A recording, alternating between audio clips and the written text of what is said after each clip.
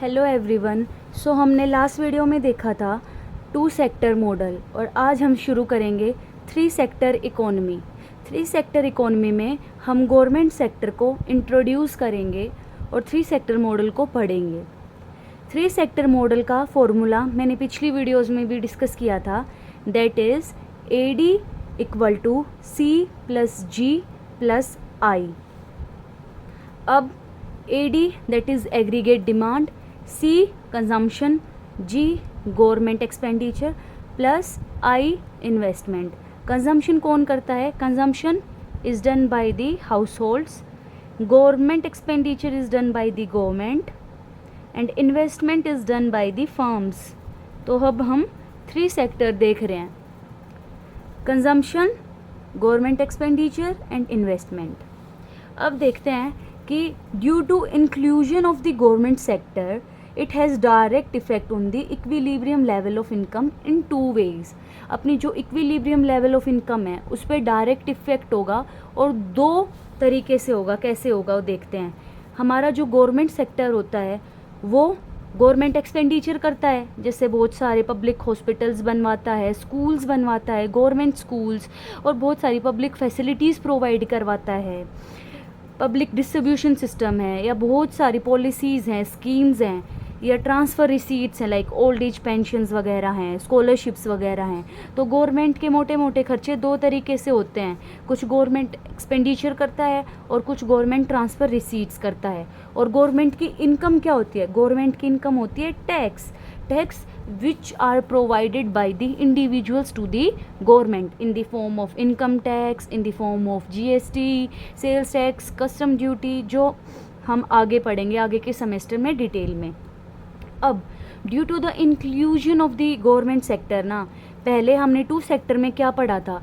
To sector में हमने पढ़ा था कि जो इनकम है ना, इनकम जो है वो गवर्नमेंट सेक्टर था नहीं, तो इनकम पे कोई टैक्स का इफेक्ट नहीं होगा, ठीक है। लेकिन जैसे गवर्नमेंट सेक्टर आ गया, जैसे गवर्नमेंट सेक्टर का इंक्लूजन हो गया, तो अब गवर्नमेंट कुछ ना कुछ एक्सपेंडिचर करेगी और वो एक्सपेंडिचर की वजह से गवर्नमेंट को पैसे चाहिए।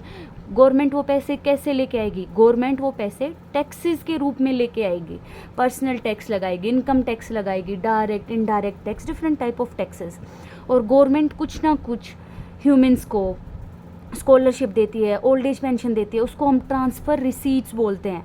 तो अब जो अपनी इनकम है ना, इनकम अब चेंज होकर डिस्पोजेबल इनकम बन गई है, ठीक है, जिसको हम डिनोट करते हैं YD से। YD से हम डिनोट करते हैं दिस इज़ डिस्पोजेबल इनकम, और इसका फॉर्मूला होता है Y that is our actual income, जो अपनी पर्सनल इनकम थी, माइनस टैक्सेस, क्योंकि यहाँ हमने कुछ ना कुछ उसका पोर्शन टैक्स में दे दिया। हम बजट में भी बहुत सारे टैक्स स्लैब पढ़ते हैं कि 3 लाख to 5 लाख इतना टैक्स देना है, 5 to 7 इतना टैक्स देना है, इनकम टैक्स। तो हम इनकम टैक्स अपनी इनकम से डिडक्ट कर देते हैं क्योंकि वो हमारे पोर्शन ऑफ इनकम नहीं होता, वो गवर्नमेंट की इनकम होता है। Plus we get some transfer receipts from the government itself. अब ट्रांसफ़र रिसीट्स जो होती हैं वो तो फिक्स अमाउंट होती हैं, लेकिन जो टैक्सेस होते हैं वो दो तरह के होते हैं। पहले lump sum tax and second is proportionate tax. Lump sum tax is also autonomous to us, लेकिन प्रपोर्शनेट टैक्स प्रपोर्शन पे लगता है। जैसे मैंने इनकम टैक्स का बताया ना, इतने से इतने प्रपोर्शन पर इतना परसेंट टैक्स, इतने से इतने प्रपोर्शन पर इतना परसेंट टैक्स, तो अपने इनकम पे कुछ परसेंट लगता है। So that's why proportionate tax is a function of income, it is denoted by small ty, मतलब ये कुछ इनकम के परसेंट पे लगेगा। So that's why it is denoted by small t and y। अब हमने टू सेक्टर में consumption function जो था वो डिस्कस किया था, that autonomous consumption is not a function of income and small c is a function of income। अब free sector economy का कंजम्पशन फंक्शन देखते हैं हम। Consumption is totally dependent on the disposable income. अब यहाँ पे हम Y नहीं लेंगे, हम YD लेंगे because we have included the government sector also. तो वही हम यहाँ पे भी इन्वेस्टमेंट्स और गवर्नमेंट एक्सपेंडिचर को ऑटोनमस मानेंगे, ये हमारी अजम्पशन है in the three sector economy as well. और हम कंजम्पशन सेक्टर को डिटेल में स्टडी करेंगे as it is the largest sector of the economy. तो C क्या बन जाएगा? C equal to C bar plus small c is the MPC या slope of the consumption function, और YD is the disposable income. अब Y D का formula हमने यहाँ पे पढ़ा था कि वाई डी का फॉर्मूला क्या है, हम उसको रिप्लेस कर देंगे। वाई डी का फॉर्मूला क्या लिखा, C bar you all know this is autonomous consumption that does not depend on the level of income plus C. अब हमने यहाँ पे डिस्पोजेबल इनकम का फॉर्मूला लिखा that is Y that is actual income minus T bar lump sum tax plus T Y proportionate tax plus T R transfer receipts. हम इस फॉर्मूले को खोलेंगे तो हमें ये वैल्यूज़ मिलेंगी, C bar plus small C Y minus C T bar minus C T Y plus C T R bar. Further हम जब इसको सोल्व करेंगे we will get the values C bar minus C T plus C T R bar plus C one minus T Y. Here C bar minus C T bar plus C T R bar are intercepts. हमने two sector में भी देखा था जिन चीज़ों पे autonomous हैं, जो चीज़ें ऑटोनोमस है जिन पे बार है वो इंटरसेप्ट होती हैं, they does not depend on the level of income. और C1 minus T is the slope here. Three sector में स्लोप C से चेंज होकर C1 माइनस टी हो जाएगा because we have included the government sector and government charges taxes to incur the expenditures. आगे देखते हैं। Now aggregate demand का formula क्या है, सी प्लस जी प्लस आई।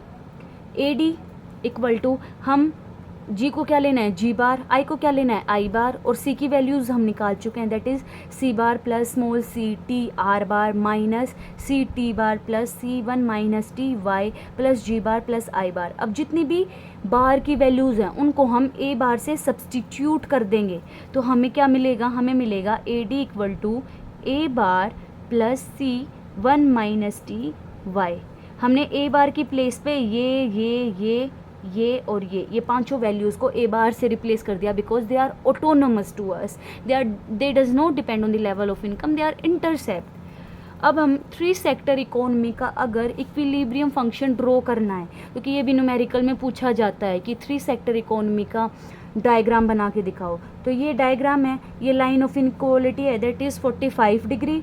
उसके बाद हम इंटरसेप्ट की वैल्यूज़ लिखेंगे यहाँ पे, और ये बिकॉज कंजम्पशन और aggregate demand is positive related to the income that's why it is a positive slope. और ये अबव द एक्स एक्सिस क्यों है, बिकॉज कुछ ऑटोनोमस कंपोनेंट हैं that does not depend on the level of income.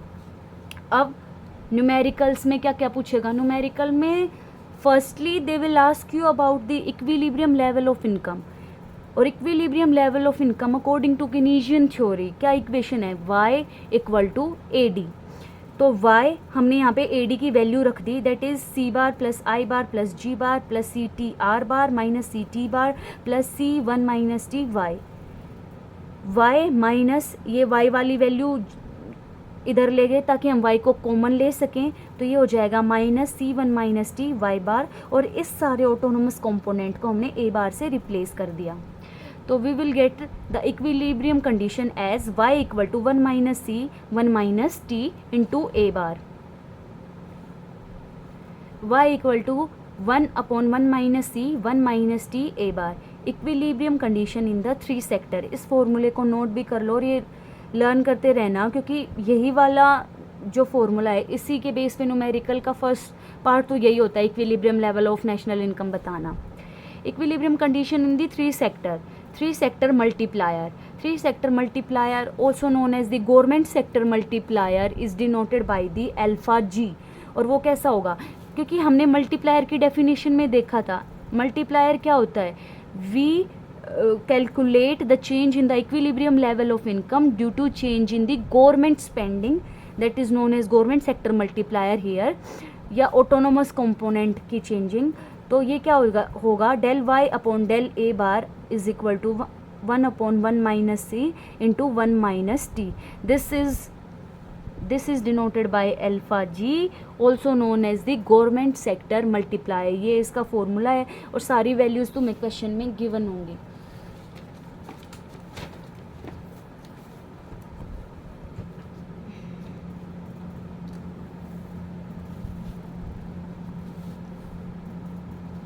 उसके बाद देखेंगे हम three sector multiplier in different sector. अभी हमने बस अल्फा जी की वैल्यू देखी that is government sector multiplier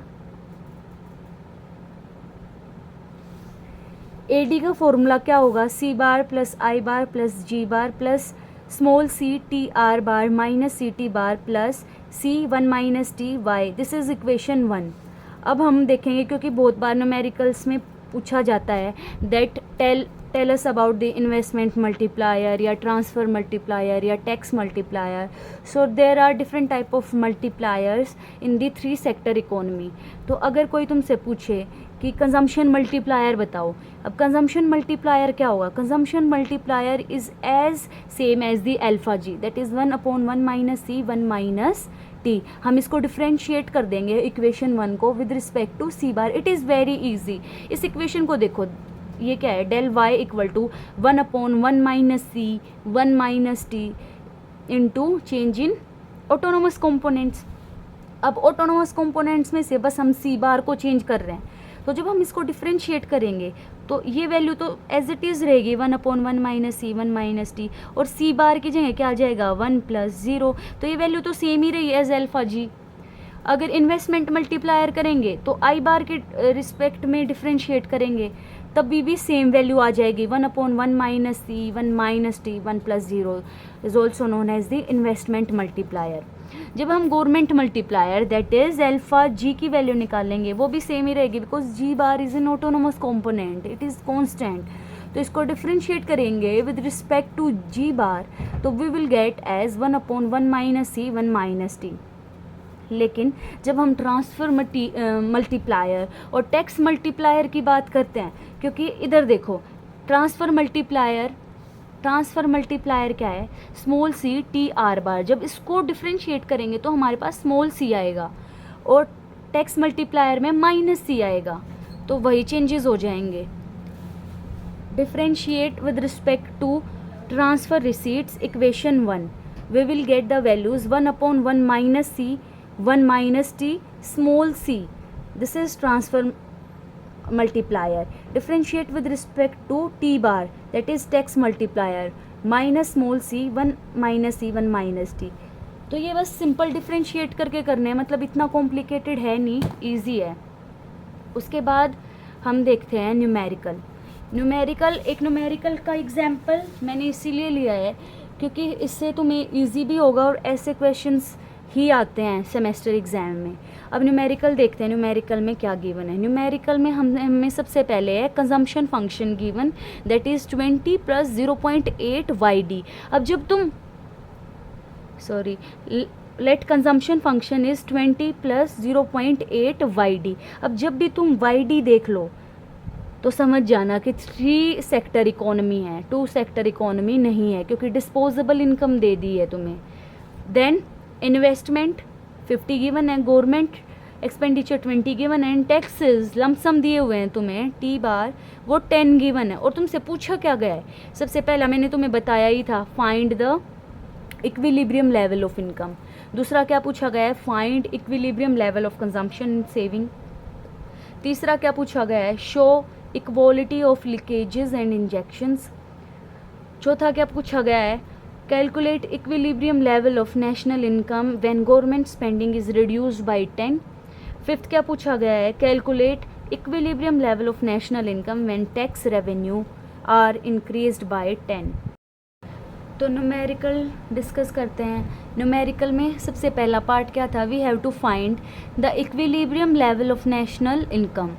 तो कंजम्पशन फंक्शन हमें गिवन है 20 + 0.8 YD.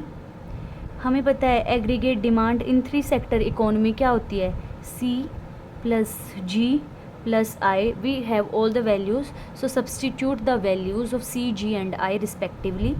वी गेट 20 + 0.8 YD का फॉर्मूला क्या होता है, actual income minus taxes plus transfer receipts plus G bar plus I bar. We get 20 + 0.8 y minus 10 plus 20 plus 10, 50. So we get 20, 40, 90 plus 0.8 y minus 8. 82 plus 0.8 y. So we get the value of AD.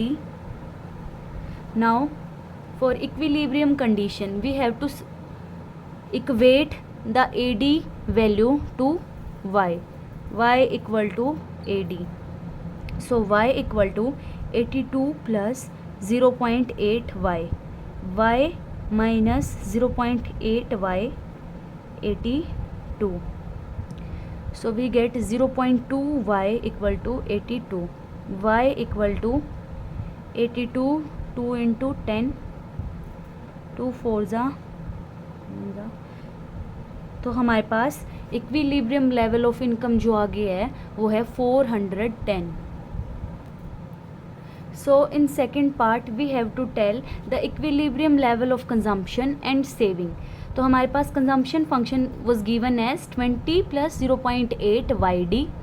Now we have the formula of yd, that is y minus t, which is given as 10. Then 20 plus 0.8, हमने equilibrium level of income कितना निकाला था 410. We replace the value minus 10. 20 plus 0.8 400. We get the value as 340. This is equilibrium level of consumption. Y, that is income. हम income को या तो consume करेंगे या save करेंगे. income अपने पास कितनी given है 410, consumption 340. तो saving कितनी होगी? saving will be 70.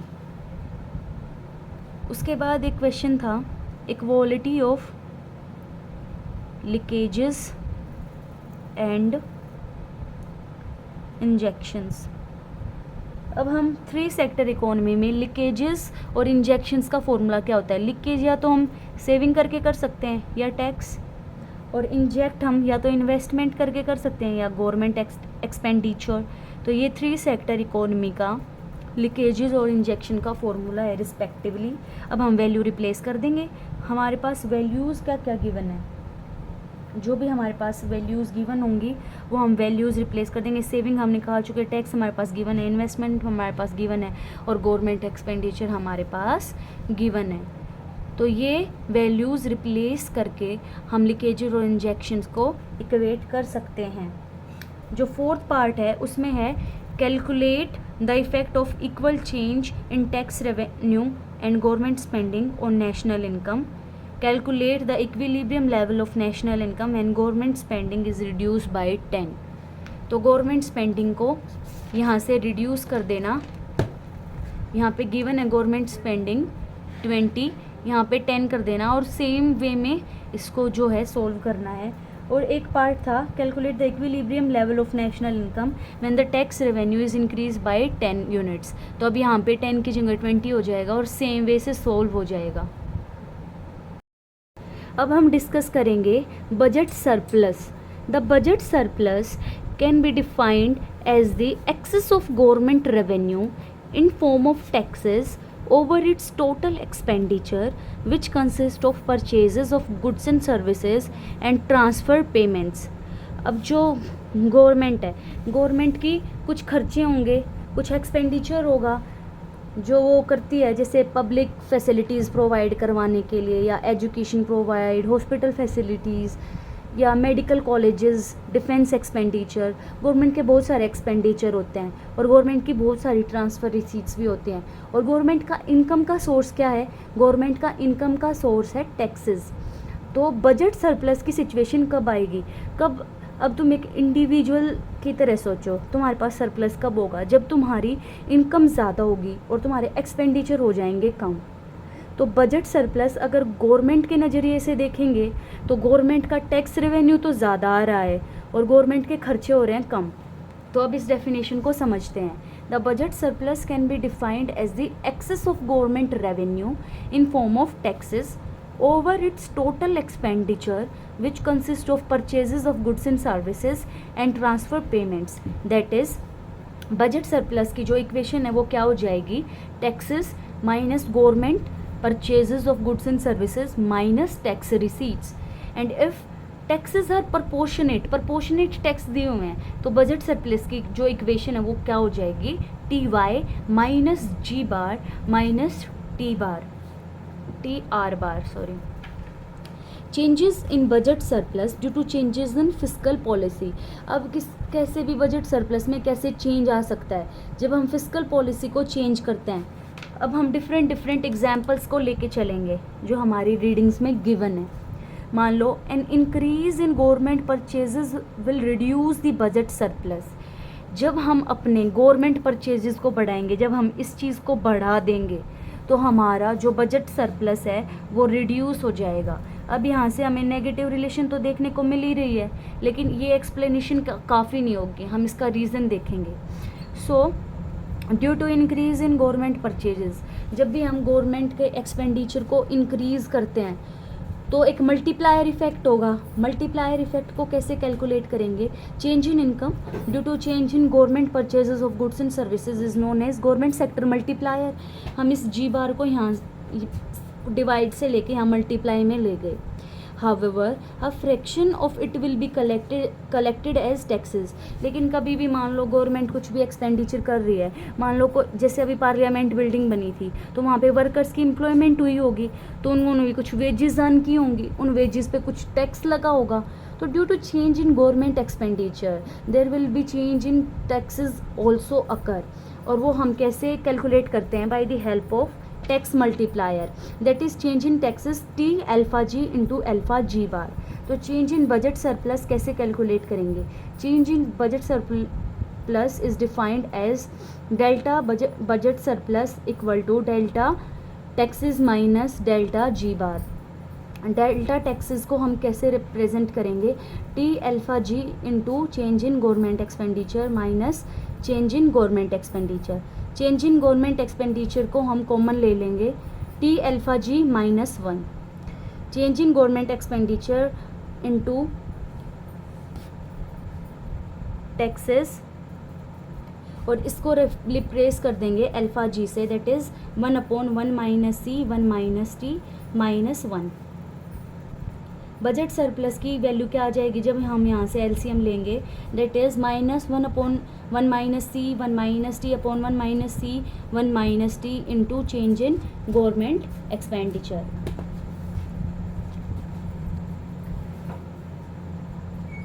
इधर से hence change in government purchases will reduce the budget surplus. जो अपने पास फाइनल इक्वेशन आई थी वो क्या आई थी? अपने पास फाइनल इक्वेशन आई थी -1 minus C 1 minus T upon 1 minus C 1 minus T into change in government spending. तो यहाँ पे नेगेटिव साइन आया था। It indicates that there is an inverse relationship between the government expenditure and the budget surplus. So whenever we gonna increase our government expenditure, it will reduce our budget surplus surely.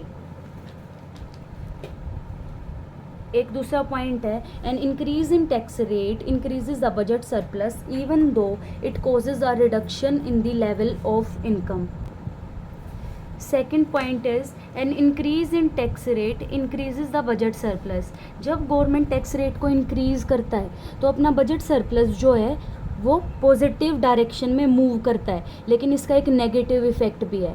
जब भी government tax increase करेगी तो government अपने expenditure को reduce करेगी, जिसकी वजह से क्या होगा? एक तो लोगों की इनकम कम होगी, एक गवर्नमेंट एक्सपेंडिचर कम होने की वजह से अनएम्प्लॉयमेंट ज़्यादा होगी, अपॉर्चुनिटीज़ कम होंगी। तो इसका एक नेगेटिव इफेक्ट भी है that increase in tax rate increases the budget surplus even though it causes a reduction in the level of income. देखो टैक्स लगेगा, उसकी वजह से लेवल ऑफ इनकम तो ज़रूर चेंज होगा, क्योंकि पर्सनल इनकम भी डिक्रीज हो जाएगी। लेकिन इंक्रीज इन टैक्स रेट का एक नेगेटिव इफेक्ट डेवलपमेंट पे भी होगा, अनएम्प्लॉयमेंट भी बढ़ेगी। उसके बाद है full employment budget. It is measure of budget surplus at full employment income level और at full potential level। Budget surplus का जो फॉर्मूला देखा था उसको चेंज करके हम क्या लिखेंगे? Budget surplus star equal to T Y star minus G bar minus T R bar. Y star here indicates the full employment income level. अब फुल एम्प्लॉयमेंट बजट सरप्लस के कुछ और नाम भी हैं, that is full employment budget surplus और cyclically adjusted surplus और deficit और हाई एम्प्लॉयमेंट सरप्लस और स्टैंडर्डाइज बजट सरप्लस और स्ट्रक्चरल सरप्लस। अब हमने देखा था एक्चुअल बजट सरप्लस का formula, that is T Y minus G bar minus T R bar, और फुल एम्प्लॉयमेंट बजट सरप्लस का फॉर्मूला हमने देखा, that is budget surplus star equal to T Y star minus G bar minus T R bar. दोनों को अगर हम subtraction करेंगे, दोनों का इक्वेशन 1 और इक्वेशन 2 का, we get the equation as budget surplus full employment minus budget surplus equal to T Y star minus Y. अब यहाँ से हम कुछ कंक्लूजन्स ड्रॉ करेंगे। फर्स्ट कंक्लूजन क्या है, when Y star is less than Y, मतलब जो अपना आउटपुट लेवल है वो फुल आउटपुट लेवल से ज़्यादा है, तो बजट सरप्लस जो फुल एम्प्लॉयमेंट लेवल पे वो कम होगा बजट सरप्लस से, और वाइस वर्सा सिचुएशन होगी इसकी अपोजिट कंडीशन पे। Next we will study about the balance budget multiplier. Balance budget multiplier BBM is the ratio of change in equilibrium level of income and change in government spending। उसका ratio है, that is change in income due to change in government spending is known as BBM, where entire government spending is financed by the equal amount of taxes। The value of balance budget multiplier is always equal to 1, और ये दो assumptions की वजह से possible है, that is taxes and imports are autonomous, are given to us। The value of BBM, that is balance budget multiplier, is always equal to 1। It means that there will be increase in equilibrium level of income by the size of increase in government spending।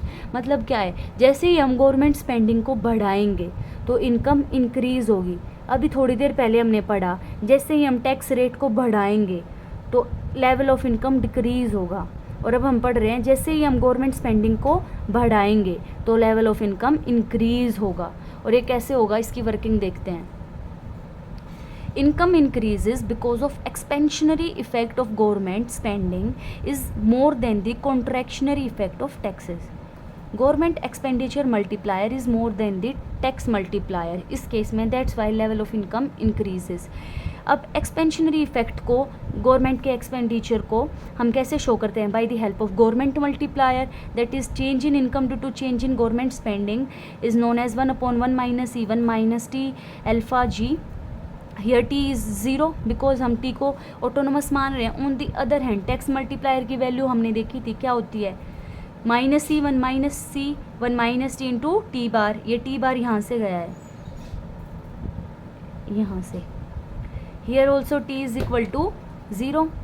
अब combine effect करेंगे, जब दोनों को add करेंगे equation 1 and 2, we will get del Y equal to del G 1 minus C, because T की value 0 है तो 1 minus T 0 हो जाएगा, minus C1 minus C del T बार।